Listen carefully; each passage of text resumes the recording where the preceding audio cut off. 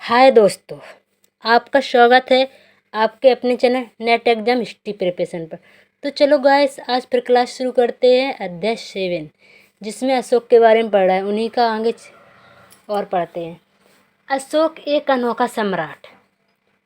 अशोक मौर्य वंश के सबसे प्रसिद्ध शासक थे। वह ऐसे पहले शासक थे जिन्होंने अभिलेख द्वारा जनता का अपने संदेश पहुंचाने की कोशिश की। अशोक के ज़्यादातर अभिलेख प्राकृतिक भाषा और लिपि में हैं। अब कलिंग का युद्ध का वर्णन करता हुआ अशोक का अभिलेख मैंने आपको पहले ही बता दिया था कल, उसी का आज देखो पूरे डिटेल से पढ़ेंगे। आपने एक अभिलेख में अशोक ने यह बात की। राजा बनने के 8 साल बाद मैंने कलिंग की विजय की। मतलब क्वेश्चन में आंसर, आजकल पेपर में क्वेश्चन पूछे कि अशोक ने कलिंग का युद्ध अपने राजा बनने के कितने साल बाद लड़ा था, तो ये नोट कर लेना कि 8 साल बाद। लगभग 1.5 लाख लोग बंदी बना लिए, 1 लाख से भी ज़्यादा लोग मारे गए। इससे मुझे अपार दुख हुआ। कौन कह रहा है? अशोक कह रहा है। क्यों हुआ? चलो आगे देखते हैं। जब किसी स्वतंत्र देश को जीता जाता है तो लाखों लोग मारे जाते हैं और बहुत सारे बंदी बनाए जाते हैं। इसमें ब्राह्मण और श्रवण भी मारे जाते हैं। जो लोग अपने सगे संबंधी और मित्रों को बहुत प्यार करते हैं तथा दासों और मृतकों के प्रति दयावान होते हैं, वे भी युद्ध में मारे जाते हैं या तो फिर अपने परिजनों से, मतलब अपने सगे संबंधियों से अलग हो जाते हैं। इसलिए मुझे पश्चाताप हो रहा है। कौन? अशोक कह रहे हैं। अशोक कह रहे हैं, मुझे पश्चाताप हो रहा है, दुख हो रहा है कि ये क्यों कर रहे हैं हम लोग। अब मैंने धर्म पालन करना एवं दूसरों को इसी की शिक्षा देने का निश्चय किया। धर्म मतलब धर्म, एक ऐसा धर्म का पालन करेंगे जो दूसरों की शिक्षा के लिए होगा, दूसरे की भलाई के लिए होगा, ये उनका कहना है। अशोक कहते हैं, मैं मानता हूँ कि धर्म के माध्यम से लोगों को दिल जीतना बलपूर्वक विजय पाने से ज़्यादा अच्छा है।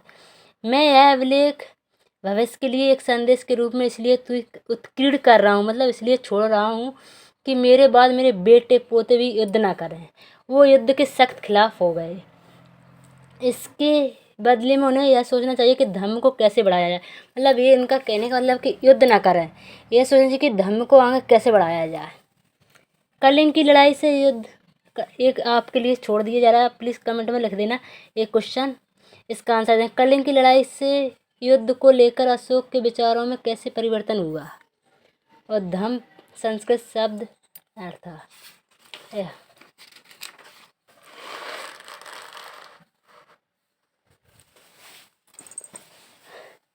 अशोक का कलिंग युद्ध।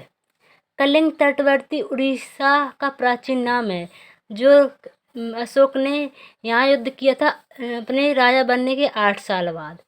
लेकिन युद्ध जनित हिंसा, मतलब जो हिंसा हुई, खून खराबा देखकर उन्हें युद्ध से तृष्णा हो गई, मतलब नफरत हो गई। उन्होंने निर्णय लिया कि वे इसमें कभी युद्ध नहीं करेंगे। ये छोटा सा नोट है, पढ़ लेते हैं। ये इसके बारे में है। उत्कृष्ट पॉलिश वाले पत्थर की इस मूर्ति को देखे, यह बिहार के रामपुरवा में मिले एक मौर्यकालीन स्तंभ का हिस्सा है। अभी इसे राष्ट्रपति भवन में रखा गया है। यह उससे समय की मूर्तिकला का एक नमूना है। अब अशोक का एक धर्म क्या था, इसके बारे में तो अशोक के धर्म में ये जो आप नोट कर लेना या इस पे ही टिक मार्क कर लेना, ये आपके लिए आगे पढ़ने के लिए बहुत काम आएगी। अशोक के धर्म में किसी देवता की पूजा अथवा किसी कर्मकांड की आवश्यकता नहीं है। वो ये नहीं कहते कि किसी देवता की पूजा करो या कर्मकांड की वो करो।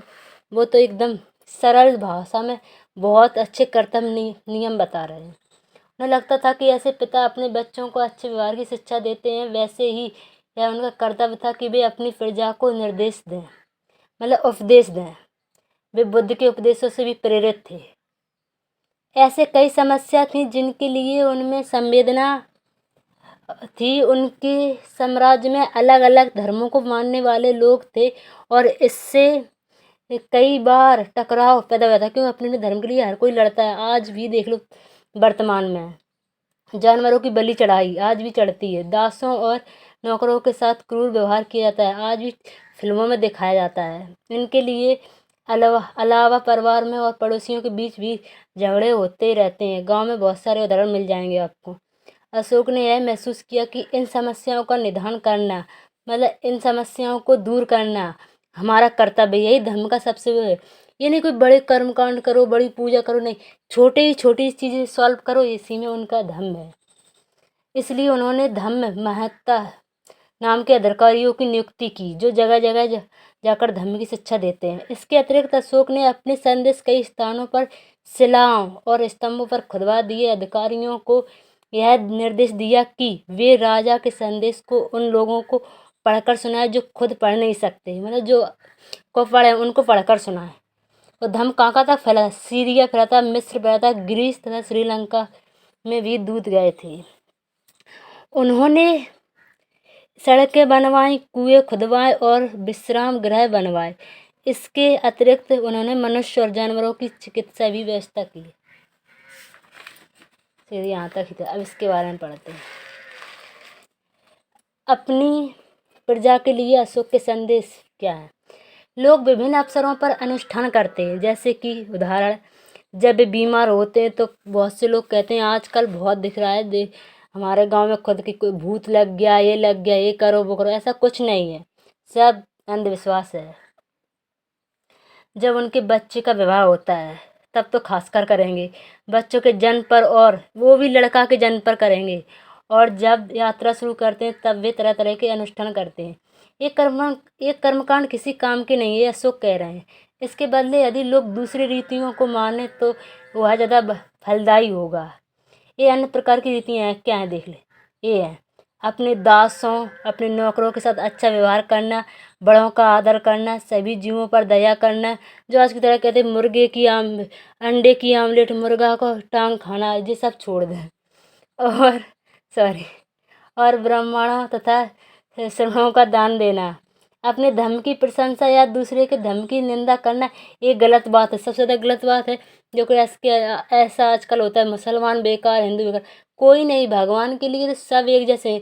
क्या आज हम मुसलमान हैं, कल हम मर गए तो हिंदू घर जन्म ले तो हमारा धर्म हिंदुत्व हो गया? ऐसा थोड़ी होता है।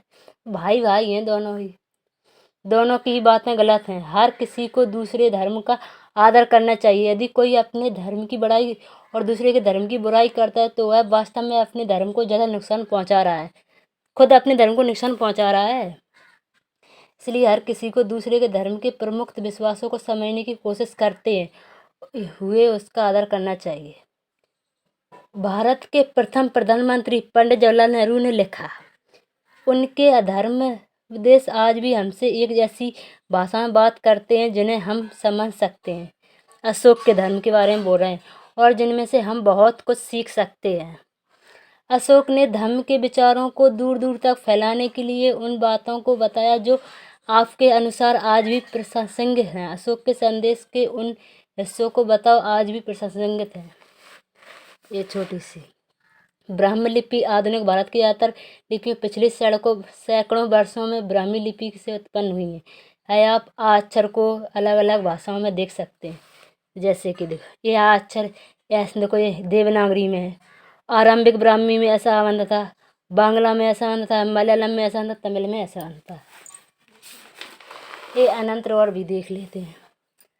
मौर्य साम्राज्य के उभरने से थोड़ा पहले, लगभग 2400 वर्ष पहले, चीन में सम्राटों की चीन की दीवार का निर्माण शुरू किया। इससे बनाने का उद्देश्य उत्तरी सीमा की पशुपालक लोगों से रक्षा करना था। ऐसा था कि उत्तरी सीमा के पशुपालक ना आए, हमारे जानवरों को ना खा जाए अपने पर। अगले 200 तक इस दीवार का निर्माण कार्य चलता रहा, क्योंकि हज की सीमाएं बदलती रही। यह दीवार लगभग 6400 किलोमीटर लंबी है तथा पत्थर और ईंट से बनी है। इसकी ऊपरी सतह सड़क जैसी चौड़ी है। इस दीवार को बनाने के लिए हजारों लोग को काम करना पड़ा। हर 100-200 मीटर की दूरी पर इस पर निगरानी के लिए बुर्ज बनाए गए। पड़ोसी देशों के प्रति अशोक का रवैया चीनी सम्राटों के रवैये से कैसे भिन्न था। चलो आज तक यही है। कल हम और आप इसके क्वेश्चन आंसर लगाएंगे। प्लीज़ आप हमारे साथ इसी तरह पढ़ते रहिए और बढ़ते रहिए और खुश रहिए, अच्छे से पढ़ते रहिए एकदम सही से। और जिस चीन की दीवार की चित्र भी देख लीजिए। Thank you.